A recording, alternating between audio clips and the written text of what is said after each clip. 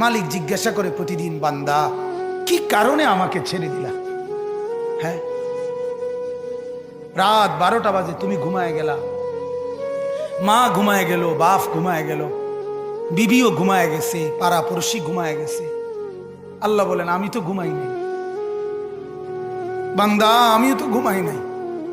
সারাদিনে আমিও তো জগৎটা পরিচালনা করছি, তবুও তো আমার কোনো ক্লান্তি নাই, আমি তো ঘুমাই নাই। কেন ঘুমাই নাই জানো বান্দা? রাতের 2টা বাজে যদি তোমার পেশাব করতে হয়, রাতের 3টা বাজে যদি তোমার দরজা খুলতে হয়, তখন যদি তোমাকে উঠতে হয়, আর আমি যদি ঘুমায় যাই বান্দা, তোমারে চোখ মেলে দিবে কে?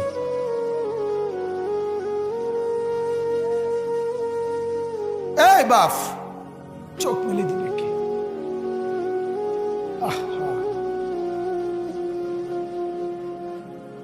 আল্লাহ আমাদেরকে মাফ করে। কোরআনুল কারীমের মধ্যে আল্লাহ তাআলা বলছে ওয়াহুয়াল্লাযী ইয়াতাওয়াফফাকুম বিল-লাইল। কোরআনে আল্লাহ বলে, বান্দা শোনো, প্রত্যেকটা মানুষকে রাত গভীরে যে ঘুম আমি দেই, সেটা ঘুম না, আমি ওয়াফাত দেই, আমি মূলত মৃত্যু দিয়ে দেই। আবার আমি দয়া করে একটা নির্দিষ্ট সময় পরে চূড়ান্ত মৃত্যু দেব বলে আমি আবার সেই হায়াত সকালবেলা যখন জাগতে শুরু হয় তখন আমি ফিরিয়ে দিই, ফিরিয়ে দেয় আল্লাহ। এমনও মানুষ আছে পৃথিবীতে, রাত্রিবেলা ঘুমাইছিল ভালো মানুষ, সকালবেলা আর জাগে নাই। আমার একজন দূরসম্পর্কীয় চাচা আছে, প্রফেসর ছিলেন, ভালো মানুষ ছিলেন, রাত্রিবেলা জলজ্জান্ত মানুষ ঘুমাইছে, সকালবেলা আর দরজা খুলে দেখছে ওই মানুষটা জীবিত ছিল না, মারা গেছে। হতে পারে না? হতে পারে কিনা বলেন না?